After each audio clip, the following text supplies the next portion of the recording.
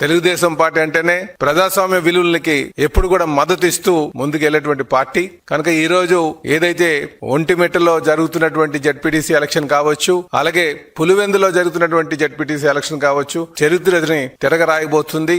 ఈ రోజు ఆ రెండిట్లపైన కూడా తెలుగుదేశం ప్రజాస్వామ్యబద్ధంగా గెలవబోతుందని చెప్పి ఈ సందర్భంగా తెలియజేస్తున్నాం. అలాగే ఈ రోజు మీరు నామినేషన్స్ ఎంతమంది వేశారని చూస్తే పులివెందులో 11 మంది వేశారు, అలాగే ఒంటిమిట్టలో 11 మంది వేశారు. ఇవన్నీ కూడా వైసీపీ లక్కీ ఫిగర్స్. గతంలో ఏ రోజైనా సరే పులివెందుల్లో నామినేషన్ వేసేటువంటి పరిస్థితి ఉందా అని అడుగుతున్నాం. ఈ రోజు 11 నామినేషన్లు పడ్డాయంటే ఇదే ప్రజాస్వామ్యంకి నిలువెత్తు సాక్ష్యం అని చెప్పేసి ఈ సందర్భంగా తెలియజేస్తున్నాం. అలాగే ఎవరిని ఏ ఓటర్ని కూడా భయభ్రాంతులు గురి చేసేటువంటి పరిస్థితి కూడా లేదు. కేవలం వీరన్ని కూడా వైసీపీ నాయకులు చేస్తున్నటువంటి ఆరోపణలు మాత్రమే అని చెప్పేసి తెలియజేస్తున్నాం.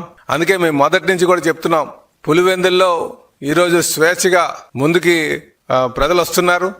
పులివెందుల్లో ఎటువంటి దారుణాలు కూడా, ఎటువంటి భయభ్రాంతులు లేకుండా ప్రజలు స్వేచ్ఛగా వచ్చి ఓటు వేశారని చెప్పేసి మేము తెలియజేస్తున్నాం. కనుక రేపు జెడ్పీటీసీ ఎలక్షన్స్ రిజల్ట్ వచ్చే నాటికి మీరు అద్భుతమైనటువంటి రిజల్ట్స్ చూడబోతున్నారు. తెలుగుదేశం విజయకేతనం ఎగరబోయబోతుందని చెప్పేసి ఈ సందర్భంగా తెలియజేస్తున్నాం.